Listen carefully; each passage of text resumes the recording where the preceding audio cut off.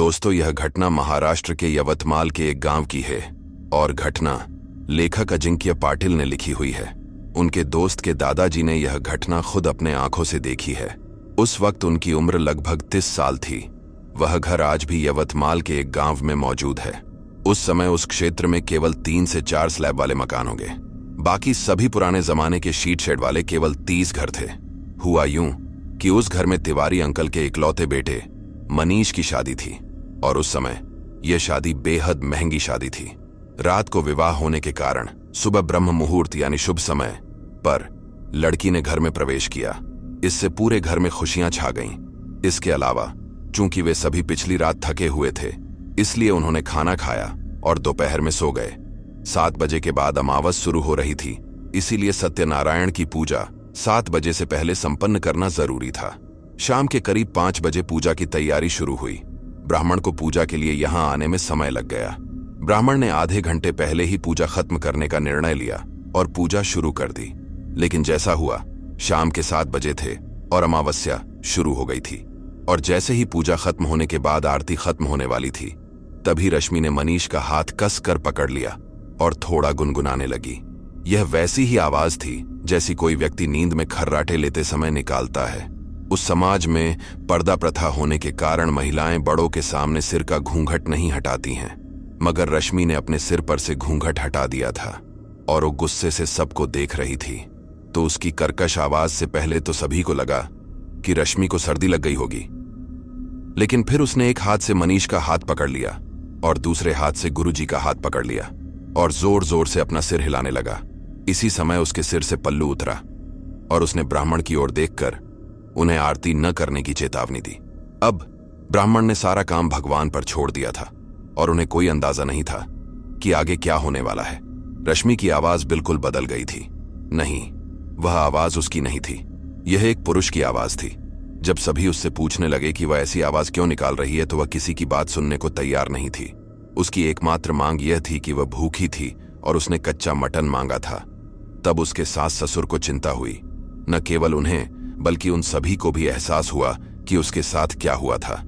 तब गुरुजी ने उसकी आत्मा या उसके शरीर में उसकी आत्मा को प्रसन्न करने के लिए उसके ससुर को इशारा किया और 2 किलो मटन मांगा।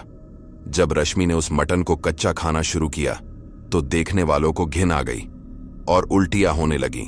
ये उस घर में हुआ जहां कभी मांस को छुआ तक नहीं जाता था।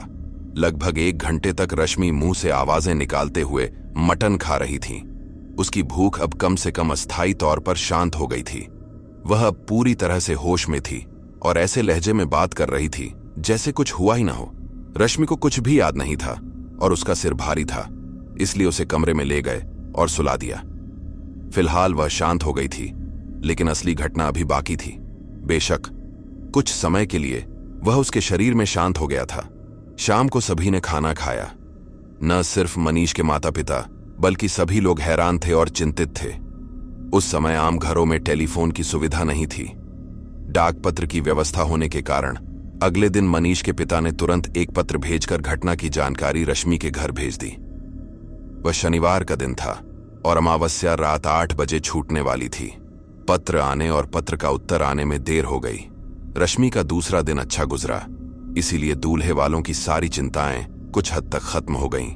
मनीष और उसका परिवार रश्मि के साथ ऐसा व्यवहार करने लगा जैसे कुछ हुआ ही ना हो। लेकिन रश्मि को यह महसूस हुआ। दरअसल वह शायद यह जानती थी, लेकिन उसने यह भी दिखाया कि उसे कुछ भी याद नहीं है। लेकिन किसी को एहसास नहीं था कि यह तूफान आने से पहले की शांति होगी।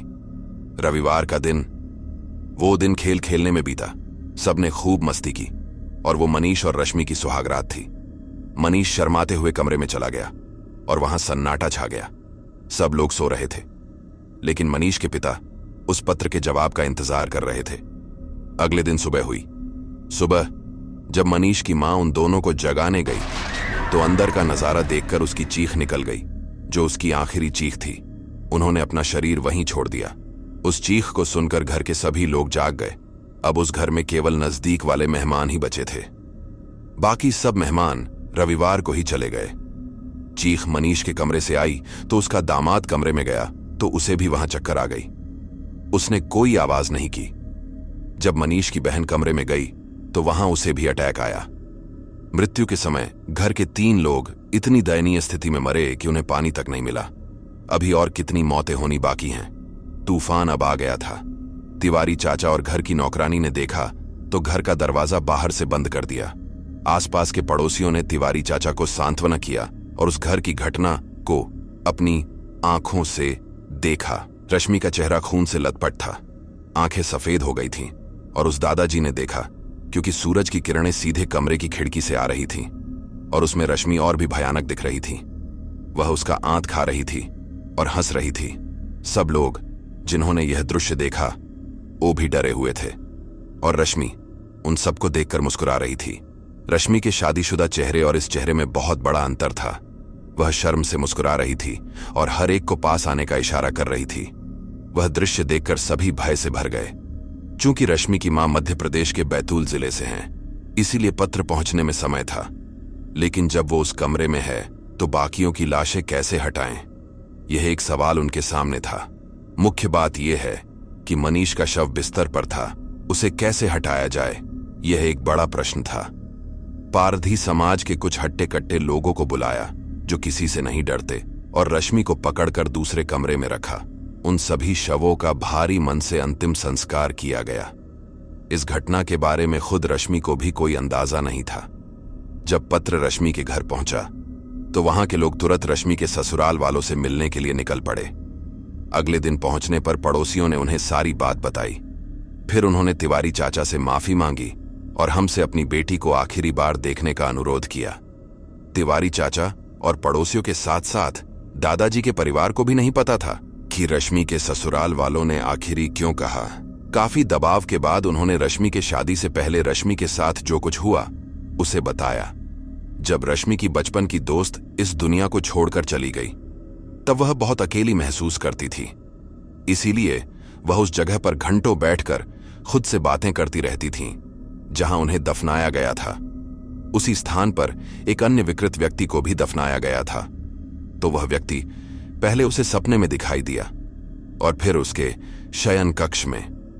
रश्मि ने यह भी कहा कि उसकी ओर उसकी बहुत जलती हुई वासना भरी निगाहें थीं और रात में उसे अप्रत्याशित शारीरिक दर्द का अनुभव हो रहा था। फिर उसने उसे एक सिद्ध महाराज को दिखाया जिन्होंने उसके डंडा में एक धागा बांध दिया और परिवार से कहा कि वह उसे तब तक नहीं छोड़ेगा जब तक उसकी वासना खत्म नहीं हो जाती। इसलिए वह कुछ दिनों के लिए इस धागे से बंधा रहेगा, लेकिन जब उसकी शादी हो जाएगी तो फेरे लेते समय उस धागे को छोड़ दें और फेरे ले ले। इसका मतलब है कि वह शादी के पवित्र बंधन में बंधी रहेगी और वह रश्मि के चारों ओर सत्ती के कारण कुछ नहीं कर पाएगा। और फेरे लेते समय बिल्कुल वैसा ही हुआ। हर कोई धागे के बारे में भूल गया और उसने अपनी आत्मा को उस धागे में बांधकर फेरे ले लिए। इसीलिए ये सब हुआ। तिवारी चाचा का दुख का ठिकाना ही नहीं था और रश्मि के पिता के पास पश्चाताप करने के अलावा कोई विकल्प नहीं था। लेकिन वह एक सिद्ध महाराज से पूछकर समाधान लेकर आया था। 4 के 10वें दिन तक रश्मि को एक कमरे में कैद कर दिया गया। 10वीं के बाद उसे उसी कमरे में जंजीरों से बांध दिया गया और पूरे घर में आग लगा दी गई। वह घर जल रहा था और कमरे में से रश्मि की भयानक चीख पूरे घर से गूंज रही थी। तो कैसे लगी हमारी आज की कहानी? ऐसे ही सच्चे घटना जानने के सब्सक्राइब और शेयर करें हमारा चैनल लालटेन हॉरर टेल्स। धन्यवाद।